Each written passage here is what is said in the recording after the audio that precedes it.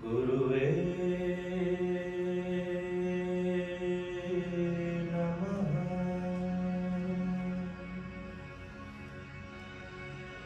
श्री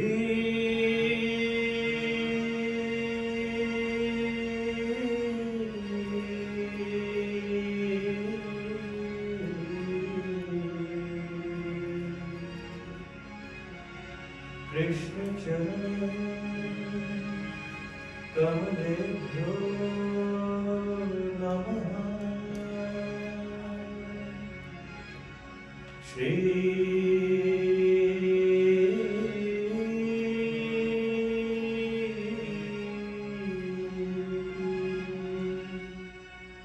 सर्वेभ्यो देवेभ्यो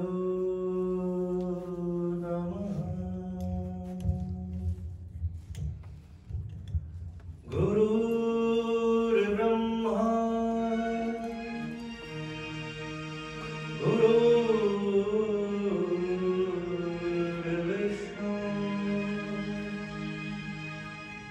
गुरुर्देवो महेश्वरः।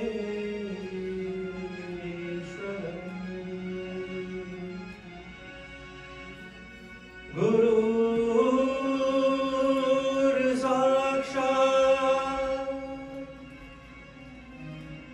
परब्रह्म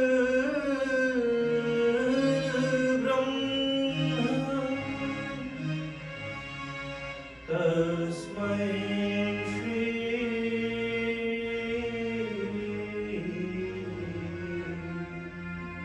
गुरुवे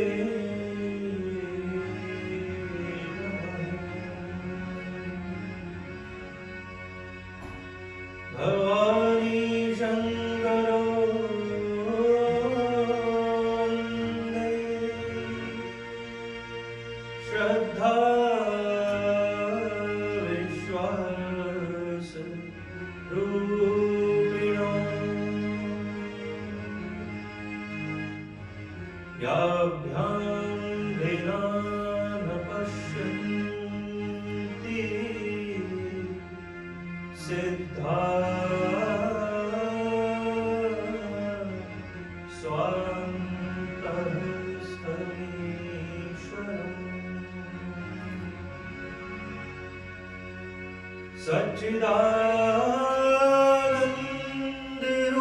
सच्चिदानन्दरूपाय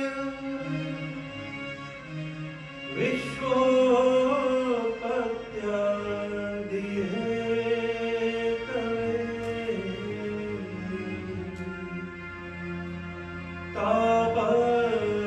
तापत्रय विनाशाय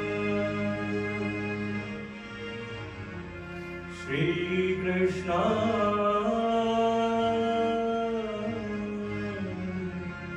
वयं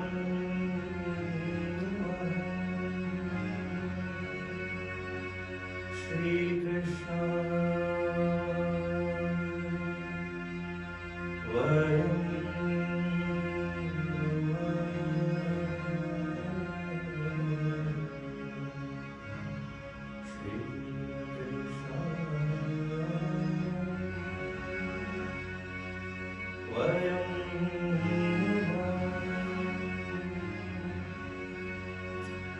बोलिए वृंदावन बिहारी लाल की जय। श्री भागवत भगवान की जय। नमः पार्वती पतये हर हर महादेव हर हर महादेव हर हर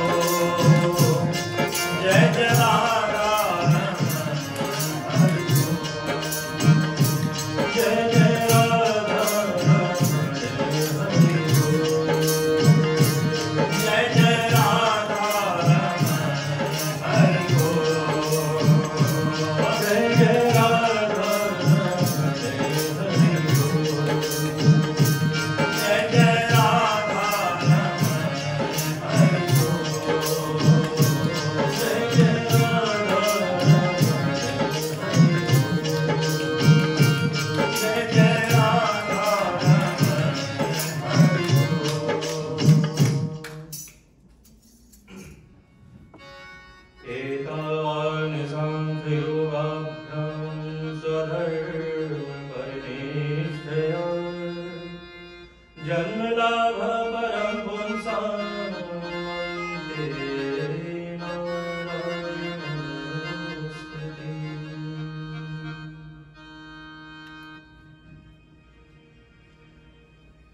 महाराज परीक्षित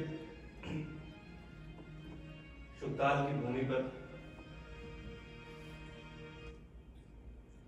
निश्चित हुए और निश्चिंत हुए।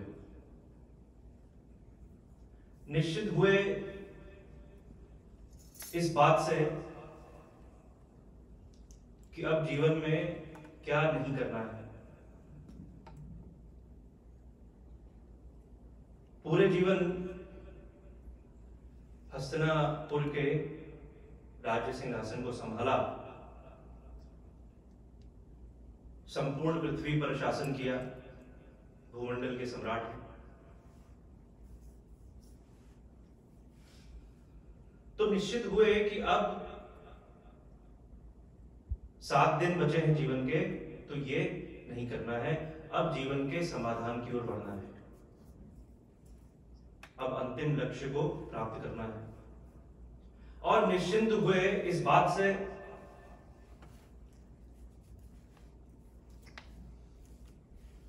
कि 7 दिन अब इस जीवन के, तो साक्षात काल भी यदि प्रकट हो जाए तो 7 दिन से पहले मृत्यु नहीं होगी। तो 7 दिन तो जीवन में है ही, इस बात से निश्चिंत भी हो। महाराज परीक्षित को तो पता चल गया कि उनके जीवन में 7 दिन शेष हैं।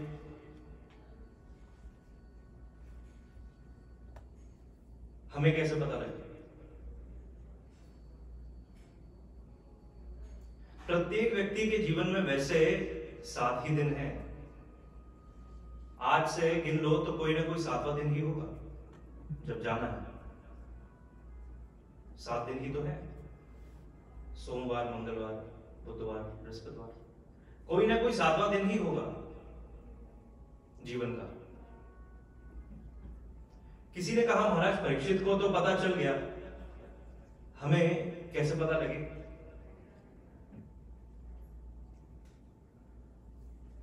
काल अपने आने की दस्तक दे ही देता है, वो अपने आने का संकेत दे ही देता है, बता ही देता है कि मैं आ गया हूं। काल की दस्तक कैसी है?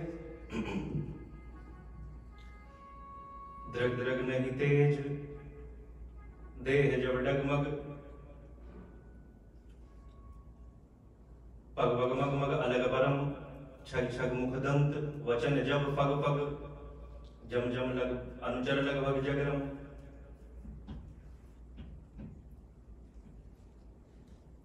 भगवत भज तेज सुभग नर जगमग, पिंगल सुयश अचल प्रसरे,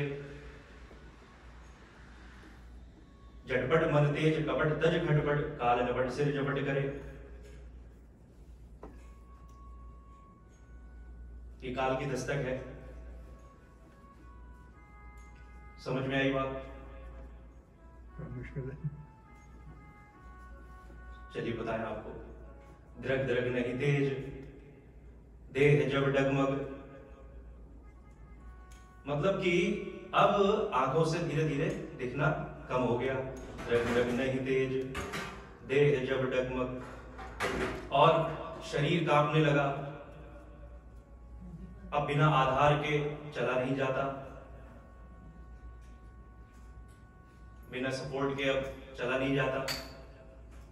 द्रग द्रग नहीं तेज, देह जब डगमग, पग पग मग मग अलग परम, और जब दिखेगा नहीं और शरीर कांपने लगेगा तब पग पग मग मग अलग परम। जाना चाहेंगे उत्तर की ओर और शरीर ले जाएगा पूरब की ओर। छग छग मुख दंत, वचन जब पग पग। अब ये जो 32 सैनिक मुंह में है, एक एक करके अब ये रिटायर हो रहे हैं। छग छग मुख दंत, वचन जब पग पग। पहले इनके बल पे कितना गौरव करते थे,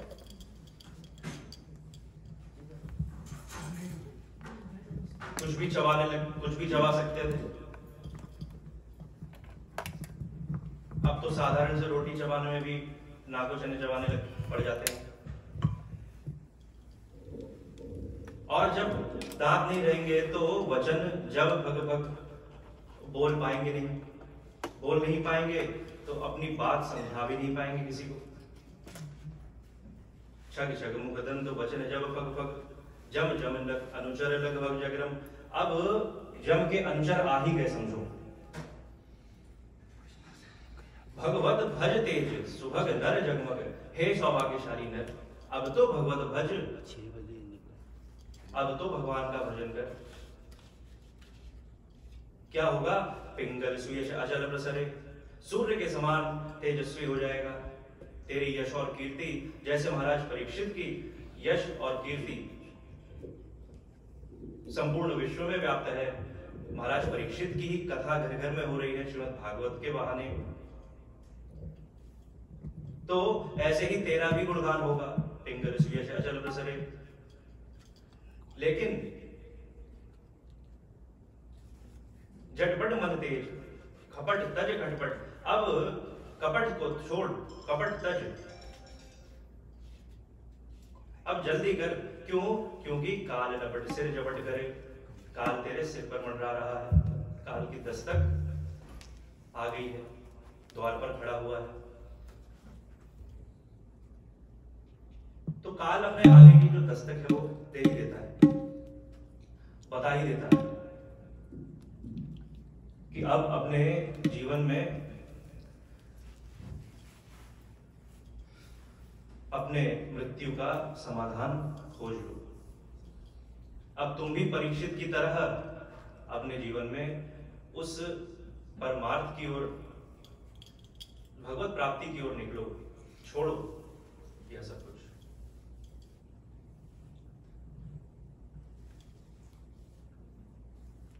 सुखदेव जी महाराज परीक्षित को कथा श्रवण करा रहे हैं।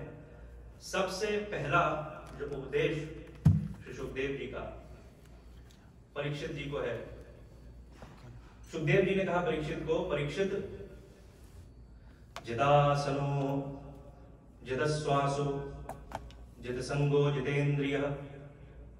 परीक्षित सबसे पहले ठीक से बैठो, सीधे बैठ जाओ, जिदासनो। इस श्लोक में पूरे अष्टांग योग का वर्णन दिया हुआ है श्रीमद् भागवत। यम नियम आसन प्राणायाम प्रत्याहार धारणा ध्यान और समाधि, यह अष्टांग योग है हमारे सनातन धर्म में। 8 चरण हैं योग के, एक एक करके यम नियम आसन, इससे क्रमशः हम उस समाधि की ओर बढ़ते हैं। तो सबसे पहले महाराज परीक्षित, जिनके जीवन में यम और नियम तो है ही,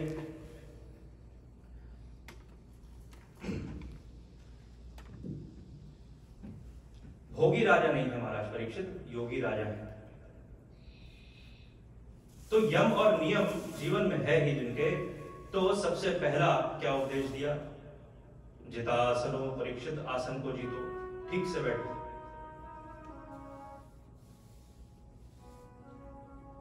बार बार आसन बदलना, बार बार उठना,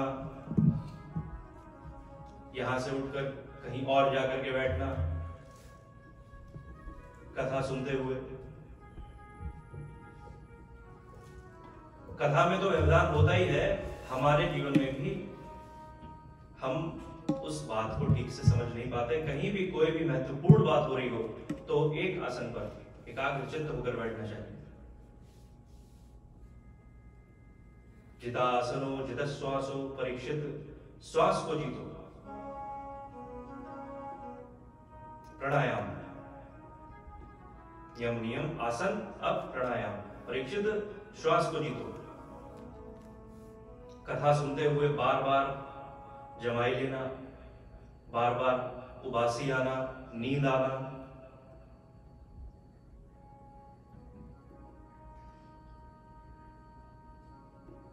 ये तो आत्म कल्याण की बहुमूल्य निधि है। श्रीमद् भागवत की कथा।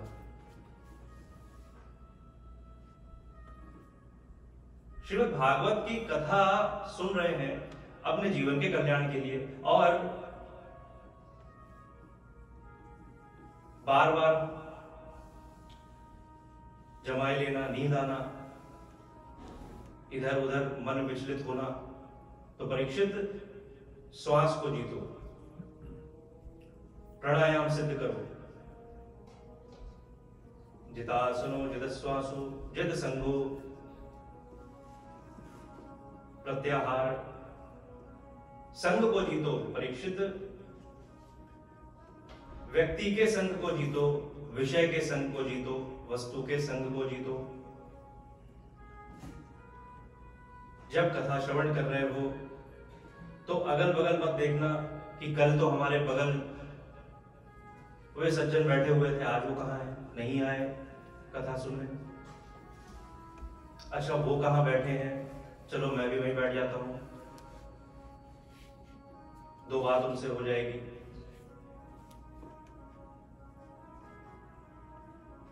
कुछ बता रहे थे कल किसी के विषय में,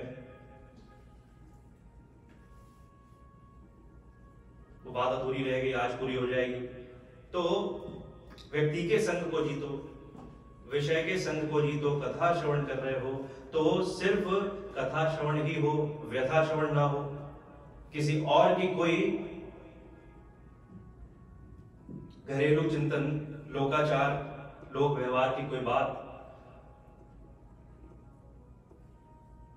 अन्य कोई भी बातों का चिंतन ना हो, कोई निरर्थक बात ना हो कथा को छोड़ करके। तो विषय को जीतो, वस्तु को जीतो।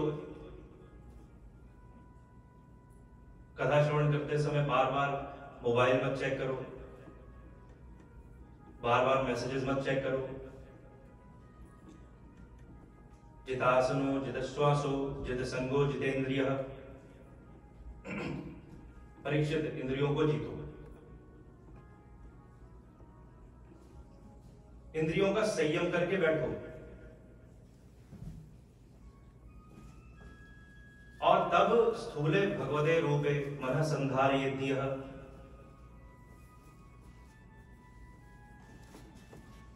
भगवान के इस स्थूल रूप का दर्शन करो, मन को इस स्थूल रूप में श्री भगवान के केंद्रित करो, मन को क्षेत्रज्ञ में लीन करो, क्षेत्रज्ञ को आत्माराम में लीन करो, और उस आत्मा को परमात्मा में विसर्जित करो। ये प्रक्रिया है अष्टांग योग की। तब अंतिम जो परिणति है, अंतिम प्राप्तव्य जो है साधना, उस अवस्था को तभी प्राप्त कर सकोगे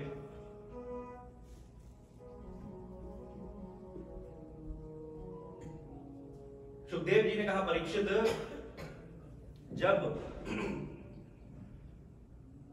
योगी पुरुष इस पृथ्वी को छोड़ना चाहे तब पद्मासन में स्थित हो जाए, अपने एड़ी से अपने गुदा को दबा करके बैठ जाए, और तब अपने प्राणों का संधान करके मन से इंद्रियों का संयम करें। षड चक्र भेदन की विधि से एक एक चक्र को प्राणवायु से भेदते हुए नाभि चक्र, फिर हृदय चक्र, वायु चक्र और ज्ञान चक्र जो हमारे इंद्रियों के बीच में केंद्रित है, उसके बाद सहस्रार जो चक्र है,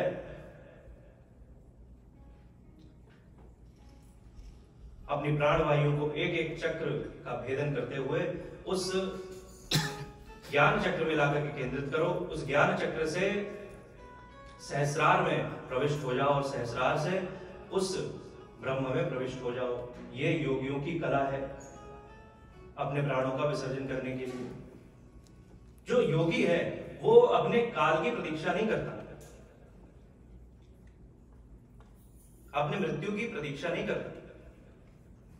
तो मृत्यु आएगी तब प्राण छूटेंगे। वो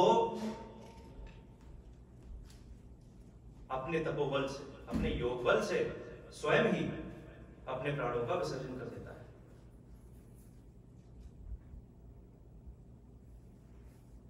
तो परीक्षित, श्री भगवान के स्थूल रूप में अपने ध्यान को केंद्रित करो और अष्टांग योग विधि से अपने प्राणों का विसर्जन करने की कला को सीखो। यह प्रथम उपदेश सुखदेव जी का परीक्षित को कितना सुनने में आसान लगता है, नहीं? कितना इजी है।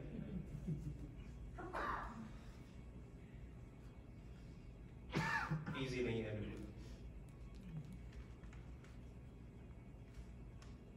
क्योंकि इस अवस्था को प्राप्त करने के लिए पूरे जीवन की तपस्या है, पूरे जीवन की साधना है।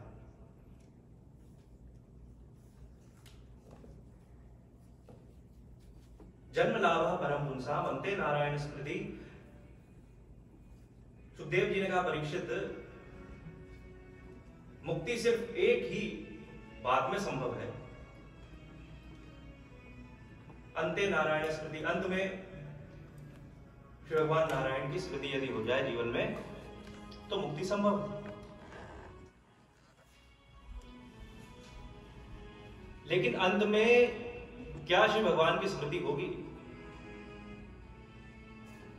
यदि कल्पना करके देखें हम सभी किन परिस्थितियों में प्राण छूटेंगे। कभी जीवन में यह भी कल्पना करके देखें वह कौन सी परिस्थिति होगी, कैसी सिचुएशन होगी, कौन सी जगह होगी, कौन होगा आसपास, कैसी अवस्था होगी। उस अवस्था में क्या अंते नारायण स्मृति संभव है? क्या इतना सरल है ये? यदि जीवन साधना पूर्ण नहीं है, यदि जीवन तपस्या पूर्ण नहीं है, तब यह संभव नहीं है जीवन। इसीलिए श्रीमद् भागवत की कथा श्रवण। अच्छा, हम लोग भोजन तो रोज करते हैं ना, क्यों करते हैं? यदि एक बार ही खा ले पेट भर के और ऐसी कोई व्यवस्था हो कि एक हफ्ते भूख ना लगे, फिर ऐसा होता है क्या? भूख रोज लगती है ना, रोज प्यास लगती है ना, रोज ही तो खाते हैं, रोज पीते हैं पानी। क्यों पीते हैं? कि शरीर की आवश्यकता है, शरीर का धर्म है, उसे